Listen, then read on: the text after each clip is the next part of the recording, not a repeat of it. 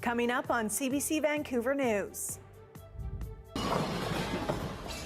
It is very nerve-wracking to imagine, the survivors and people that are trapped. Supporting relief efforts back home, how BC's Venezuelan community hopes to help after 2 devastating earthquakes hit that country. Plus, we're talking about a habitat that is critical for rockfish, for salmon. Why some are worried plans to dredge Burrard Inlet will harm local marine life.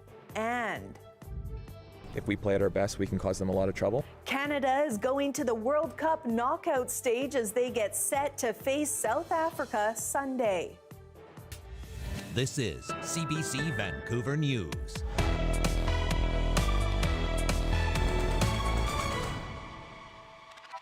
Hello, I'm Janella Hamilton. Thanks for joining us. The people of Venezuela are facing a devastating disaster. 2 powerful earthquakes just a minute apart caused widespread destruction around capital Caracas Wednesday. Thousands are feared dead, hundreds of buildings have collapsed, and tens of thousands are now without homes. Journalist Cody Weddle has our top story. We do believe that international rescue groups have started to arrive in Caracas. That will be such a relief for so many people who are waiting for information about their loved ones. Many of them feared to be trapped under those collapsed buildings. So many people looking for information, some people hopeful that their family members are not trapped, but in fact in a clinic somewhere already receiving treatment. We have seen websites pop up where folks are uploading photos, information about their family members, hoping that someone has seen them. On just one of those websites, 30,000 posts have already been made of folks looking for information about their missing family members. Other people say they know that their family members are likely in that rubble, but they maintain hope that they are still alive and that they can be pulled from that rubble. We have seen videos of folks who have been successfully pulled out of those conditions. I spoke to one young girl who her brother and his girlfriend were trapped likely in one of those collapsed buildings.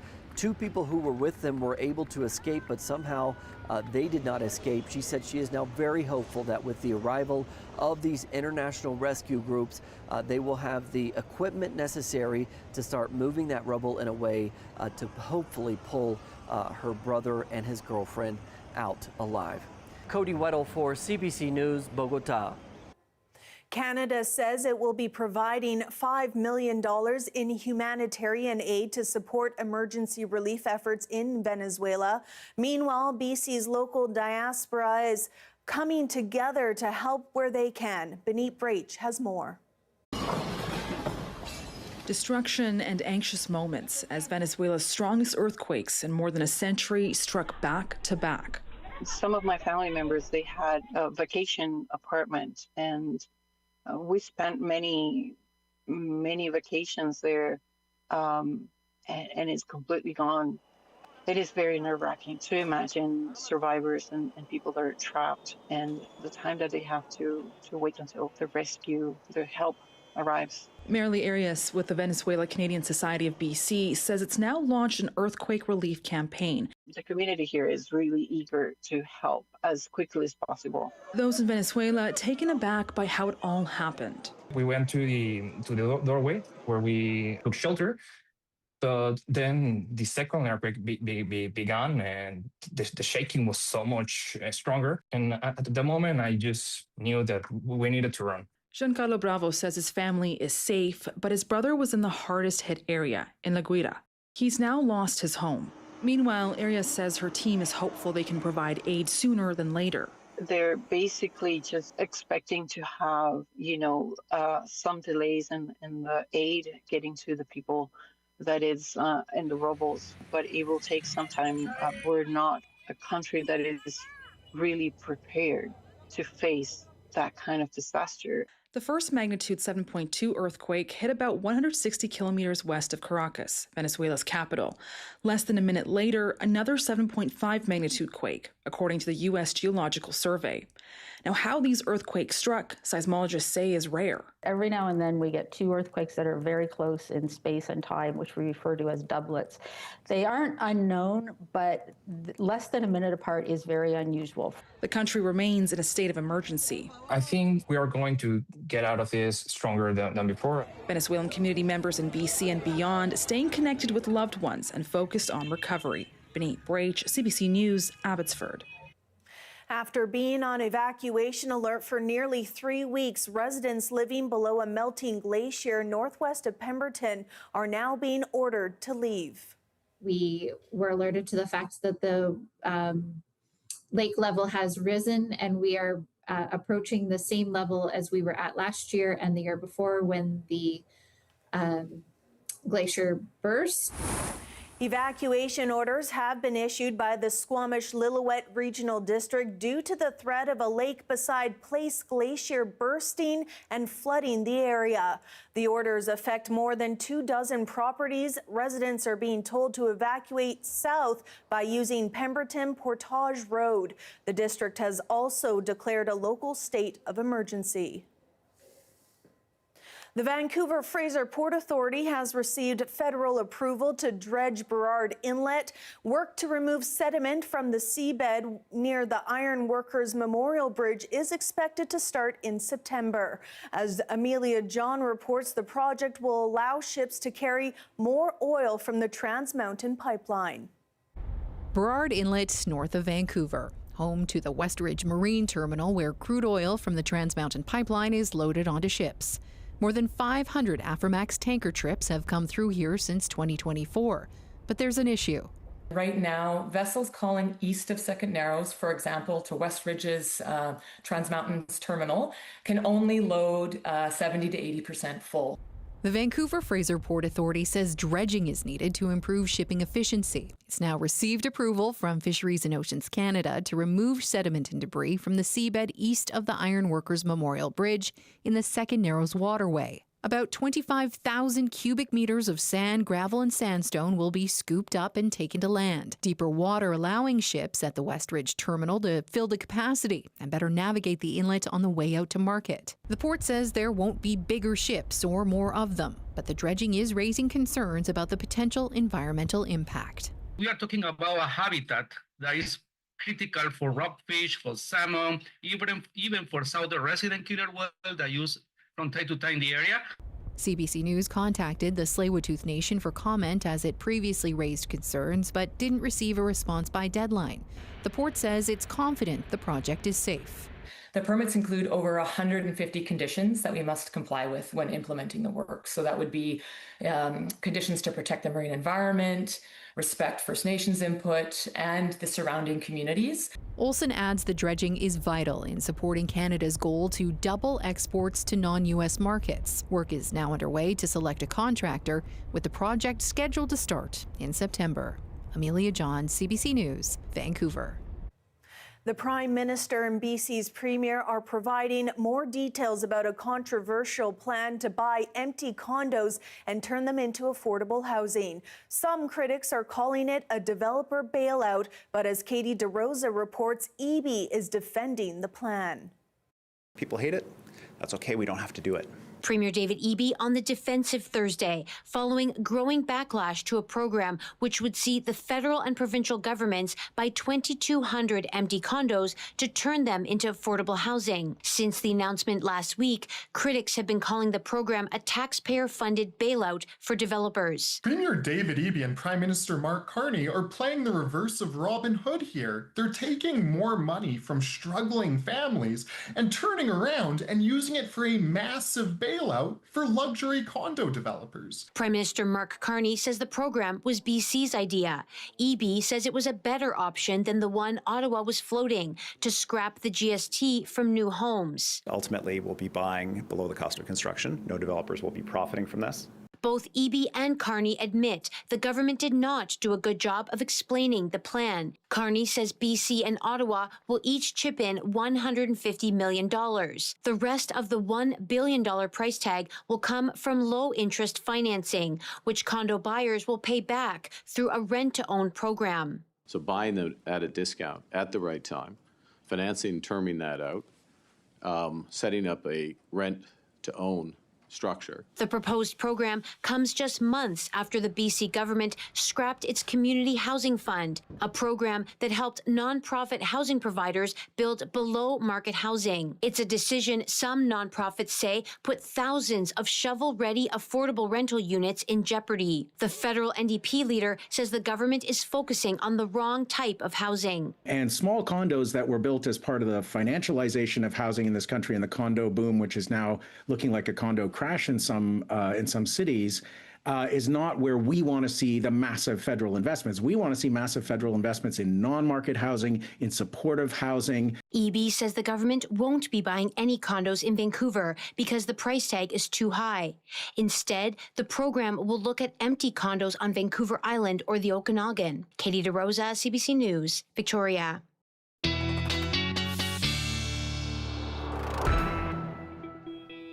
Steve Jung is here with a first look at our weather. Steve. Well, Janella, looks like that rain we've been anticipating is making its way over to the province now overnight. And then as we get into Friday morning, we can see the low pressure system making its way over to BC, especially along those coastal regions.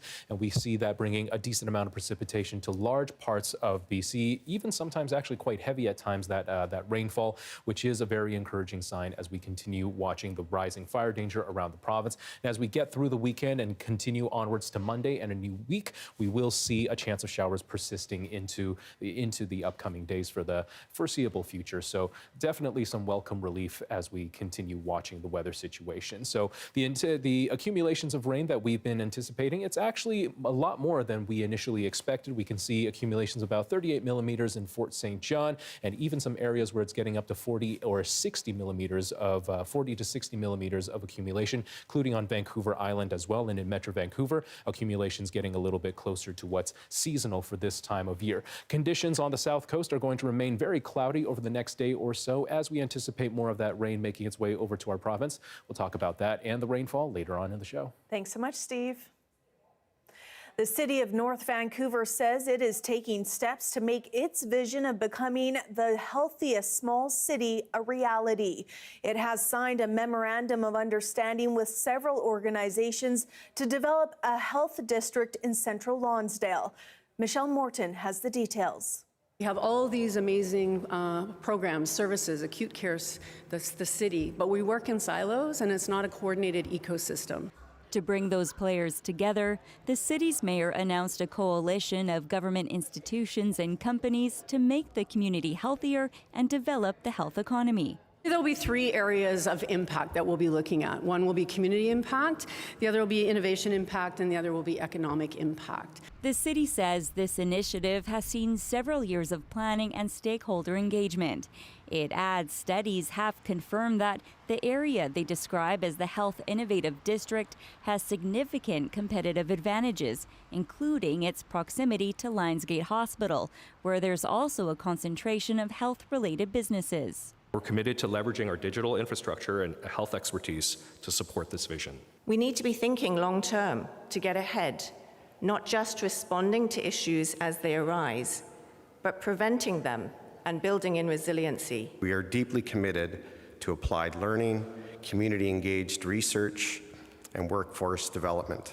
The city says council has approved $185,000 in funding for the health district. We will be looking at partnership investment, strategic investment, government grants. At the end of the day, this will be looking at being a self-funding innovation district made up of a partnership of stakeholders. There's few details on Thursday of what's coming next and when. Buchanan, who is running for mayor again, says on her website that her goal is to build an inclusive and healthy community for all people. Michelle Morton, CBC News, North Vancouver. We now know Team Canada will face off against South Africa at its first World Cup knockout round this weekend. We check in with the team after the break.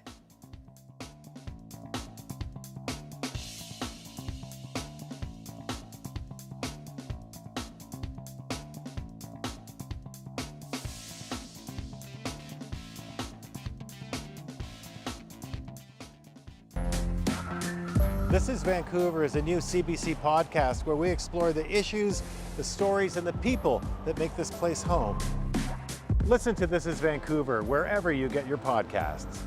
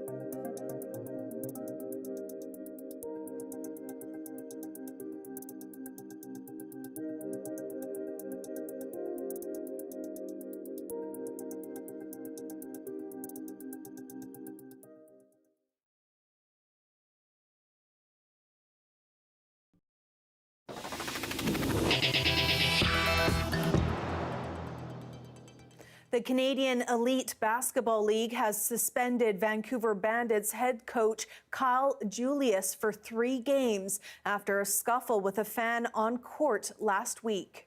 Now Kyle Julius getting into it with a fan, and now he's shoving him. Kyle Julius letting the fan get into him, and now the assistant coach gets the fan in the eye. This is wild. It happened during a game between the Bandits and the Winnipeg Sea Bears. The league says Julius has already missed 1 game, 2 more remain. Julius was initially signed by the Bandits in 2019. The Bandits re-signed him to a contract extension in 2022.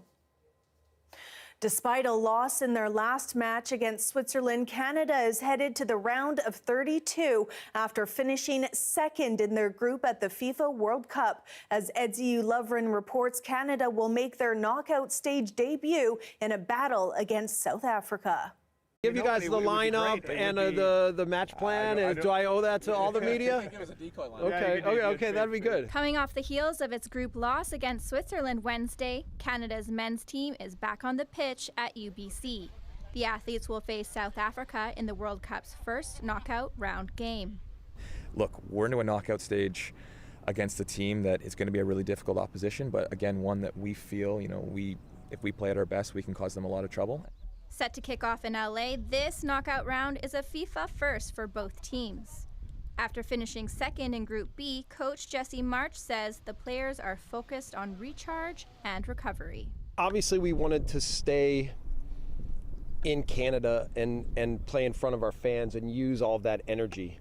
But it's also a big mental load on our team. But I do think that going away will give us a little bit more pause and calmness around the experience. With injuries leaving some players off the field, Marsh is staying tight-lipped about his strategy. We're missing Ismail, Alfie, and Marcelo, but we're confident, and we're going to go into the game believing in ourselves. You just mentioned Alfie there. Will he be available at all at any point, you think? He'll be available against... We'll see. The winner of Sunday's match will advance to the next group of 16. Edsi Ulevren, CBC News, Vancouver. As the World Cup hype continues to build, gates to a new soccer pitch are now open for young athletes in Surrey. Sarab Sandhu reports. This is the new soccer pitch in Surrey's Guildford neighborhood, where young soccer enthusiasts and those looking to enjoy the game recreationally can come play for free. It's one of the 25 soccer pitches planned across the country, aimed at providing children and youth a safe place to play and build confidence. It gives people such a good opportunity to come, and if they aren't playing club soccer, to have a good area to play for fun. It's faster pace compared to grass. Grass slows down the play when you're playing, and I like this better because it's a smaller field that you could play quicker touch instead of long passes. The national initiative has been put together by Canadian Tire Jumpstart Charities with more than $2 million in support from Ottawa. And the goal is to build at least one soccer pitch in every province and territory. The new Guildford pitch is the first one in Western Canada. It features a turf field with perimeter fencing and solar-powered lights, meant to serve everyone from young children and casual players to local clubs. Barriers like cost, limited facilities and lack of places to play can make those opportunities harder to access. That's why this investment is so meaningful. With Team Canada in the spotlight for the FIFA World Cup, the game of soccer is set to gain new heights in the country. And many young players here say facilities like this makes them believe they too can play at the highest level someday. I play for my club, but my goal is to make it professional one day. I've always wanted to play professionally for soccer, maybe on Canada women's team or even my own country. The charity behind the project says locations for the next pitches have been identified in Quebec and Ontario, with the remainder of 25 facilities to be built within the next 3 years. Saurabh Sandhu, CBC News, Surrey.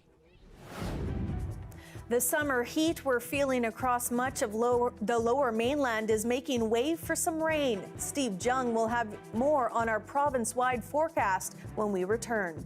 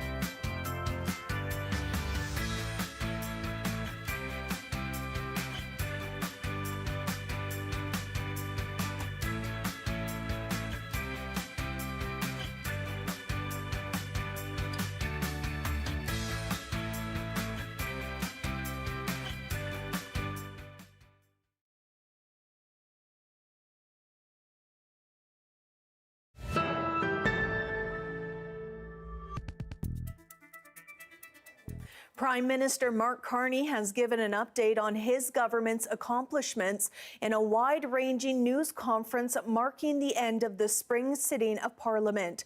But as Ashley Burke reports, he faced questions about the challenges he's facing next. Morning. The Prime Minister trumpeting his government's achievements while acknowledging the challenges ahead. Chief among them landing a deal with Donald Trump. What I have seen with the president is that you're not close to make a deal and then you make a deal. Carney's facing pressure to renew North America's free trade pact that's up for review next week, and to convince Trump to lower his tariffs, hitting some Canadian industries hard. We could sign a bad deal this afternoon, right? We could have signed a bad deal a year ago. We're not going to sign a bad deal, so it has to be a real deal. This summer, Carney is also headed back to the Stampede, this time with dozens of MPs ahead of a key vote about Alberta's future in Canada. It's a dangerous bluff. Carney says he plans to try and convince Alberta Canada is getting better on his watch. He warned of the dangers of flirting with separatism that he says at the very least could mean years of uncertainty at the worst possible time. The whole country are moving to the forefront right at the time when we're seen as one of the most trustworthy, reliable, desirable countries to do business with, and we shouldn't mess that up. The Conservatives leader agrees on the challenges, but says what Carney calls achievements are all a mirage. It's all an illusion.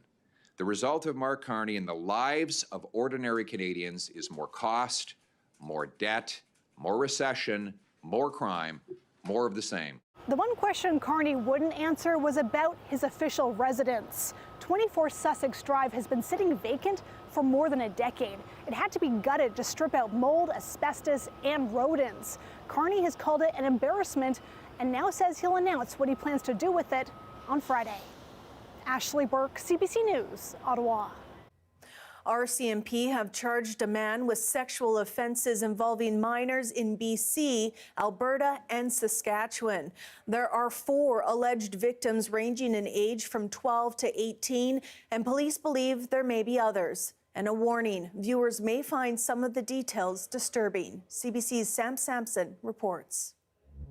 RCMP are describing 4 incidents involving the same suspect, 32-year-old Joseph Kidd from Grand Prairie, a man they say used social media to allegedly sexually assault a handful of young women and girls. RCMP say a 14-year-old girl from BC came to the Grand Prairie detachment in April. Police say she alleged Kidd picked her up in BC, then drove back to his home in Grand Prairie. Police say she was there for a week and got out when Kidd left for work. We don't have exact details of what happened, but police charged him with several offenses, including sexual assault. Kidd was released on conditions, but shortly after in early May, RCMP responded to a 911 call at his home. Police allege Kidd had driven to Lloydminster to pick up an 18-year-old woman who they allege he sexually assaulted after she refused to engage in sexual acts. He was arrested and again charged with sexual assault. Now, Kidd was released in early June with a promise to appear in court later that month.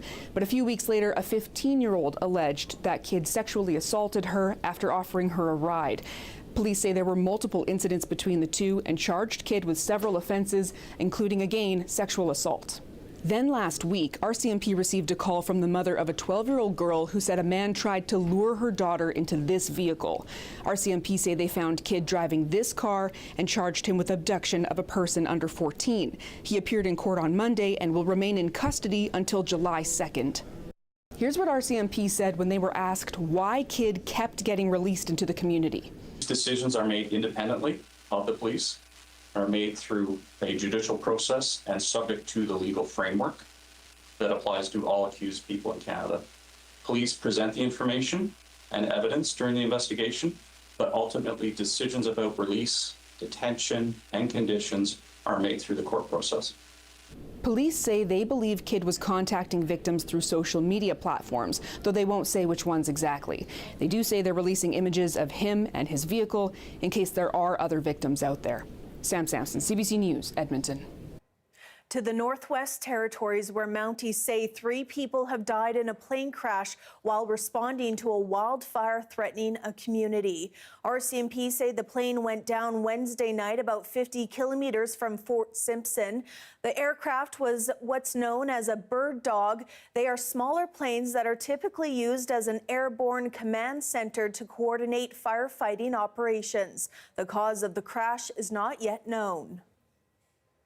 Canada has a new law criminalizing the distribution of AI-generated nude deepfakes, but one Halifax woman who was made to appear naked in a photo taken from social media says it won't help her. As Kayla Hamilton reports, the man who created the photo has already been acquitted. It's too little, too late. Too little, too late, because a new law criminalizing the sharing of nude deepfakes is coming into effect after the man who created one of her has already been acquitted. I have felt like I have been screaming into the void for the past almost 2.5 years.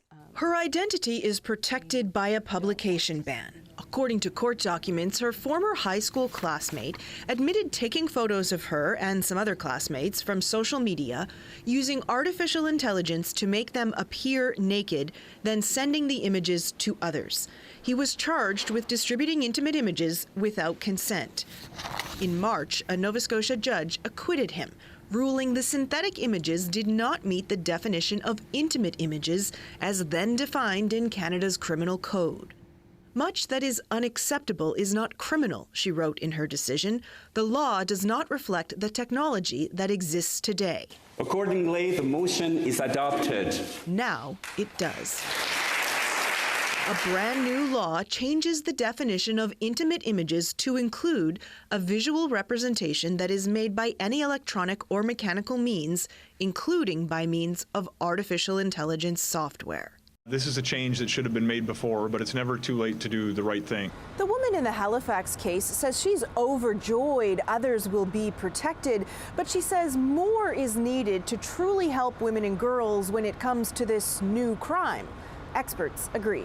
We have suggested an independent regulator where a victim can say, I found a deepfake of me. What are my options? And then this place could provide options and also help them pursue the options. And that's everything. With her criminal case closed, this woman says she's suing the man who made a deepfake of her. This is another attempt at justice. She's also calling for more education on deepfakes and more resources to help victims navigate the justice system. Kayla Hamilton, CBC News, Halifax. A human rights group says Israel is accelerating forced evictions of Palestinians in occupied East Jerusalem. It says about 150 Palestinians have been forced from their homes so far this year. Several houses have been demolished, and more people are being told to leave. As the CBC's Crystal Gumansing reports, Human Rights Watch says it could become the largest wave of expulsions from the area in nearly 60 years. In the Silwan area of occupied East Jerusalem, you'll see giant murals of eyes peering down from the buildings, a sign in that community that people are watching. Palestinians who live there say they are seeing more and more homes demolished and more homes where Palestinians are being evicted and Israeli settlers are moving in. They say you can see that change because houses in the community will have Israeli flags flying on them now. One family that I spoke with, Adel Halim Shaludi, they had an eviction notice, but they have a bit of an extension. It was supposed to be for yesterday. It has been moved to Sunday. I was told that it was in fact Shaludi's parents who rented it back in 1964. The owner has long since passed away, but the property was taken over by the state under the absentee property law. I lived here all of my life. I've been born here. I raised my children here. My children married here. And truly, for a decade, my dream is to die here. I want to say goodbye to my memories. Now, there was a rally in the area not far from the Shalutis' home. Different organizations, including Peace Now in Iramim, they say they are trying to raise awareness about the number of Palestinians losing their home. One of the event organizers says she is aware of 27 different Palestinian families that will soon also be given eviction notices. Human Rights Watch is also trying to highlight this issue, noting these forced evictions and demolitions of homes in the occupied East Jerusalem area go against Article 49 of the Geneva Convention, and they are hoping that more people pay attention so that fewer Palestinians will be forced from their homes. Crystal Gamansing, CBC News, Jerusalem.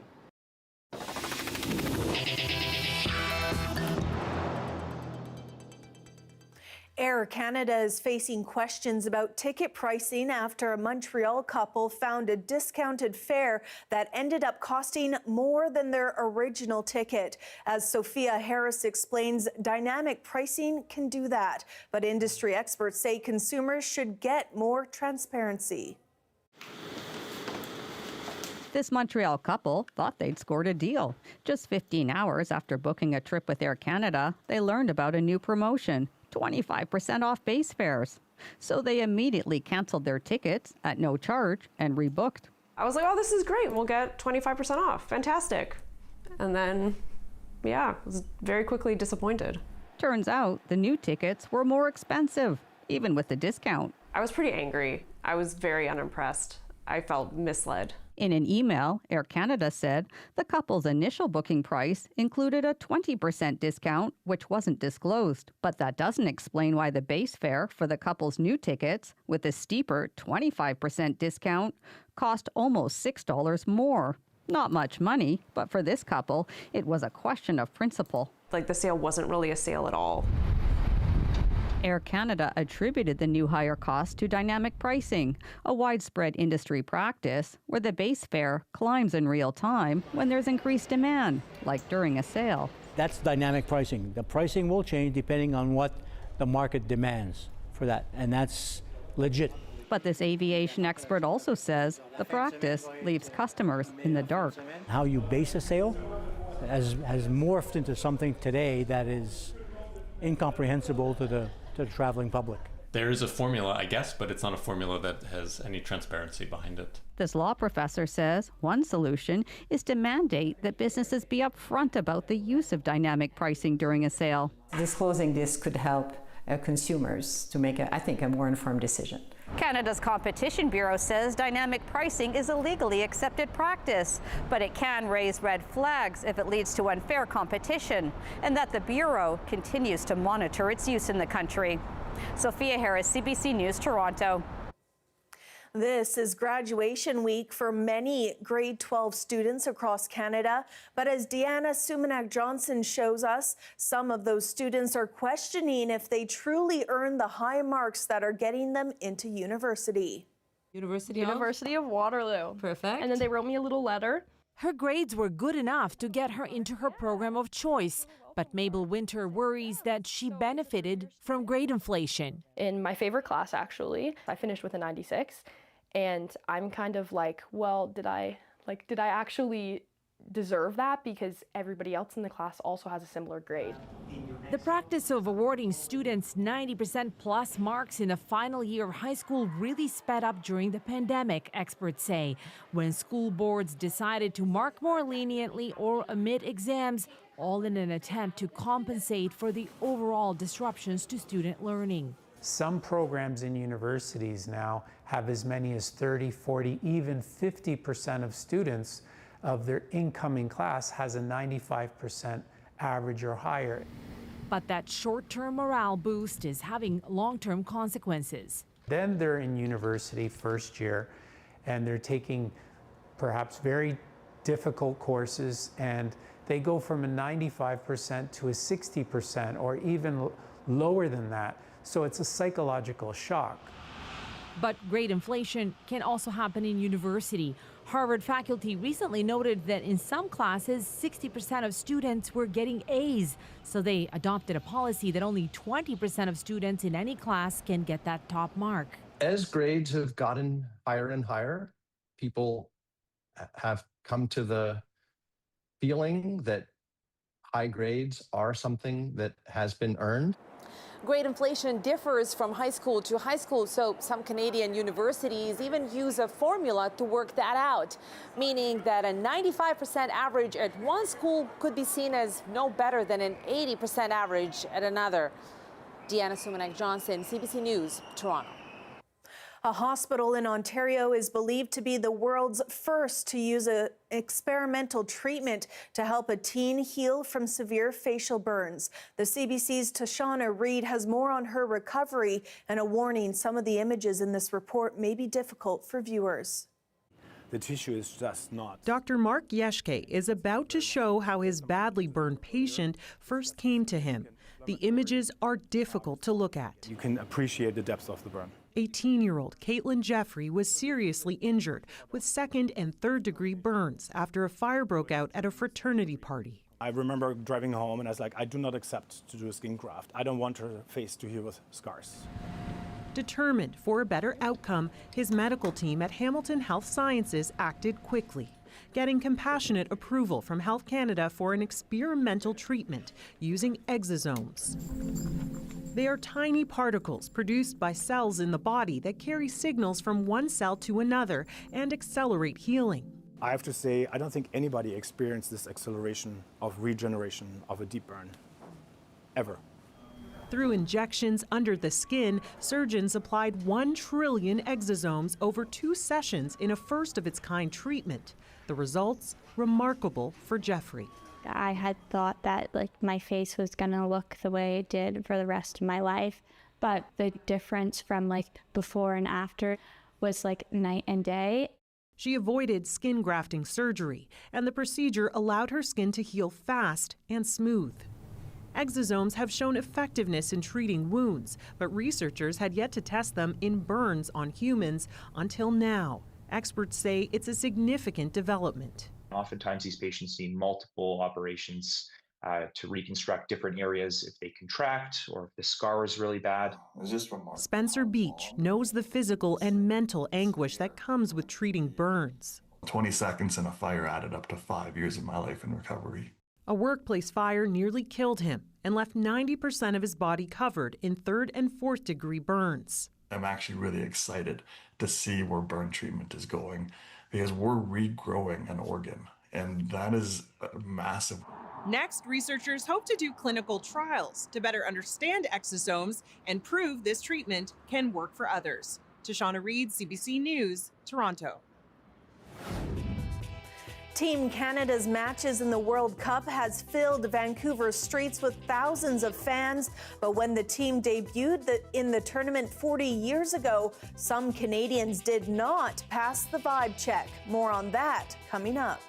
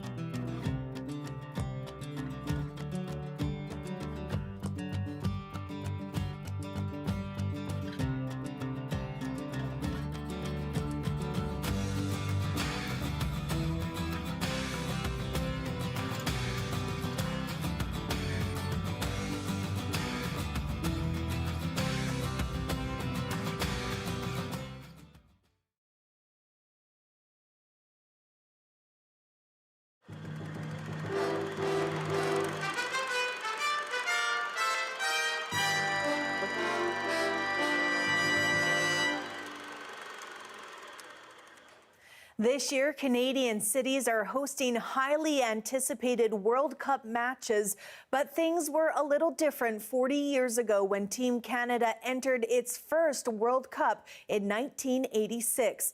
You'd think when something like that happens, the nation would have been ready to go wild, but the hype wasn't exactly off the charts. Take a look.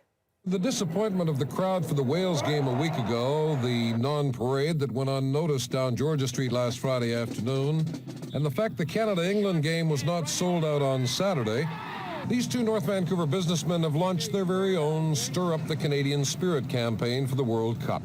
Working on an obviously restricted budget, Tom Bryant and Dave Fanning are trying to stir up a little Canadian pride in our team. 1, 2, 3, let's go Canada! Let's go Canada! Let's go Canada! They were down at Expo this afternoon looking for support, asking fans to sign their best wishes on a towel, reminiscent of the Canuck towel of '82, but not quite as long. Tomorrow they're going to Victoria in search of support over there. Then they're going to send a fan and the towel to Mexico to deliver the collection to the Canadian team at their first game Sunday against France. That is, if an airline will give them a free ticket, in support, of course, of this low-budget attempt at stirring up the Canadian soccer fans. Canada! Let's go Canada! All right, let's go!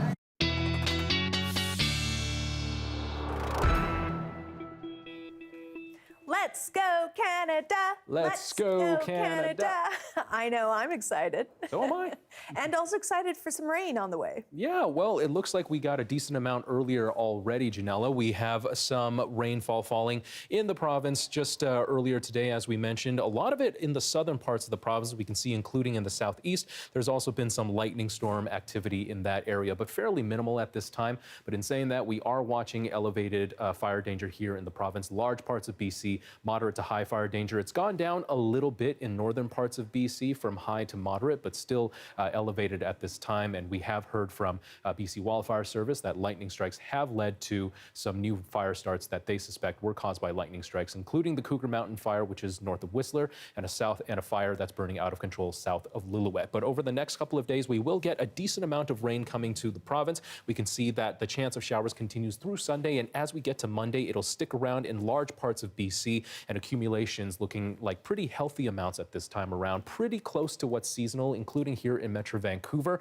But with that higher fire danger that we're watching, it's really going to take another day or two before we see whether or not that's the difference maker that we've been waiting for. Drought conditions around the province do remain elevated in large parts of BC. We can see higher drought conditions on Vancouver Island. It's gone down slightly on the central coast. It's now level 0 compared to earlier when it was actually level 1. It's gone up slightly in the Chaco Lakes as well, and now the South Caribou is under level 5 drought conditions. For tomorrow, though, lots of cloud cover over much of BC. We can see the chance of lightning, of thunderstorms in Fort St. John, also here in the southern parts of the province, Kelowna, and also Golden. So earlier today, we did get yellow weather watch warnings, yellow weather watches for severe thunderstorms in parts of the Peace and also central BC. Just keep in mind the possibility of those severe storms, large hail, heavy rains, and also some very high winds, but temperatures cooling down quite a lot compared to what we had earlier this week when we saw temperatures in the low 30s, especially in the southern parts of the province.